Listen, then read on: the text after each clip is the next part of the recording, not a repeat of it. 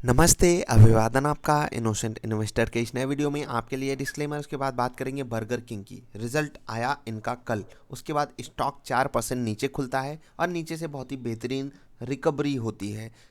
Market negative होने के बावजूद भी नीचे से रिकवरी क्या कुछ पॉजिटिव संकेत हमको देती है, उसको हम समझने की कोशिश करेंगे। सबसे पहले रिजल्ट का डिस्कशन एक बार फिर से आपके सामने लेकर हाजिर हूँ। देखिए, कल मैंने बड़ी जल्दी से आपको समझा दिया था किस तरीके से इनको सेल्स में दिक्कतें जो आई हुई हैं उसको अभी वो कंट्रोल नहीं कर पाए हैं। मतलब कि प्री कोविड लेवल अभी ये कंपनी नहीं टच कर पाई है, कम से कम रेवेन्यू के सेगमेंट में। अगर आप कंपनी का प्रॉफिट एंड लॉस स्टेटमेंट समझने की कोशिश करोगे तो कंपनी यहाँ पर हमारे सामने 29 करोड़ का लॉस लेकर आई है, जो कि 21 करोड़ का लॉस था पिछले साल के इस क्वार्टर में। यानी कि कोविड से एक बड़ा डेंट हमको देखने को मिल रहा है। कोविड से जो नुकसान है वो बड़ा हो रहा है, क्योंकि रेवेन्यू भी ठीक ठाक बढ़ा नहीं है, इसलिए कंपनी जो है बड़ा नुकसान हमारे सामने पेश कर रही है 29 करोड़ का। मैं इस डॉक्यूमेंट का आपको नीचे लिंक दे रहा हूँ, ये डॉक्यूमेंट आपको ज़रूर पढ़ना चाहिए अगर आपके पास बर्गर किंग का स्टॉक है। बहुत अच्छी अच्छी इन्फॉर्मेशन दी हुई हैं इस डॉक्यूमेंट में, आपको ज़रूर पढ़ना चाहिए अगर आप ओवरऑल कंपनी के सिनेरियो को समझना चाहो। मैंने कल ही आपको बताया था मुझे रिजल्ट पसंद नहीं आया है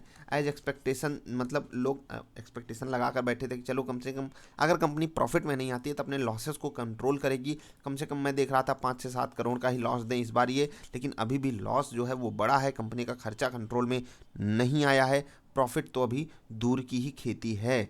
अब एक दूसरी चीज़ जो इस कंपनी के लिए देखी जाती है वो देखी जाती है ग्रोथ की। कंपनी क्या ग्रोथ पे फोकस कर रही है? जी हाँ, बहुत बेहतरीन। इसीलिए मैं कह रहा हूँ आपको ये डॉक्यूमेंट जरूर पढ़ना चाहिए। अगर आप देखोगे कंपनी ग्रोथ से बिल्कुल कॉम्प्रोमाइज़ नहीं करना चाहती, इवन दबाकर खर्चे भी कर रही है अपने आप को ग्रो करने में। इसका मतलब क्या है? कंपनी हमें हो सकता है कि 2-3 क्वार्टर में अगले प्रॉफिट ना दिखाए, क्योंकि वो खर्चे पे बहुत अग्रेसिवली काम कर रही है। अग्रेसिवली काम करने का सेंस पैसा यूज करो, आगे बढ़ाओ। इवन आईपीओ का भी पैसा उन्होंने बहुत बेहतरीन तरीके से यूज किया है, वो भी बताया है इस रिजल्ट में।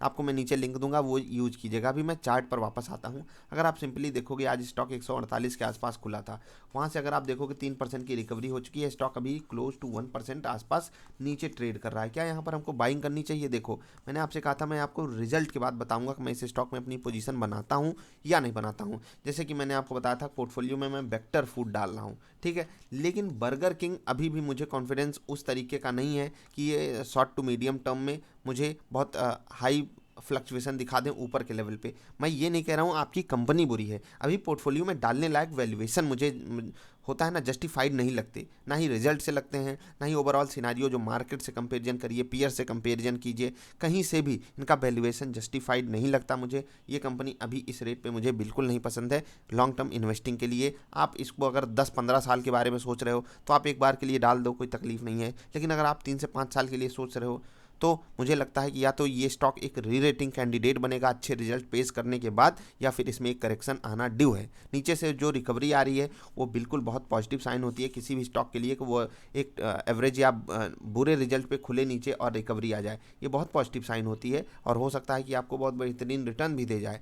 लेकिन वैल्यूएशन, जो लोग वैल्यू इन्वेस्टिंग करते हैं उनको अभी यहाँ पर वैल्यू नहीं दिखाई देगी, ना मुझे दिखाई दे रही है। आप क्या सोचते हो ज़रा इस बारे में बताइएगा, क्योंकि कंपनी ग्रोथ पे कितना भी फोकस कर ले, जब तक हमारे पास कॉन्फिडेंस के तौर पे वो प्रॉफिट नहीं पेश करेगी, हम कैसे माने कि कंपनी के अंदर सब कुछ सही चल रहा है। नो डाउट कि कंपनी रेवेन्यू कमाएगी, ठीक है, उसको खर्च कर रही है और हमको सपने भी दिखा रही है कि भाई साहब हम ऐसा कर देंगे वैसा कर देंगे। तो थोड़ा करके दिखाइए। जब स्टॉक की री रेटिंग होगी या तो मैं तब खरीदूंगा या तो स्टॉक में एक करेक्शन होना चाहिए। आप क्या सोचते हो? आपकी क्या ओपिनियन है वो नीचे ज़रूर बताइएगा।